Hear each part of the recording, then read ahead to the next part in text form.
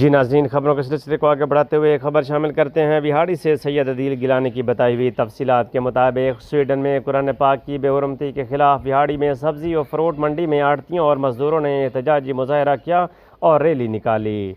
Sweden में कुरान मजीद की बेहुरमती के खिलाफ बिहाड़ी सब्ज़ी फ्रूट मंडी के मज़दूरों ने सदर चौधरी अब्बास अली की क़यादत में एहतजाजी मुजाहरा किया और रैली निकाली। सदर सब्ज़ी मंडी चौधरी अब्बास अली ने कहा कि स्वीडन में हुकूमती सरपरस्ती में कुरान पाक की बेहुरमती नाकाबिले यकीन और काबिल मज़म्मत है। इस वक्त आलमी कवानीन के मुताबिक स्वीडन की हुकूमत ख़िलाफ़ पूरी दुनिया को सोशल बाइकाट किया जाना चाहिए और सफ़ीरों को मुल्क बदर किया जाना चाहिए।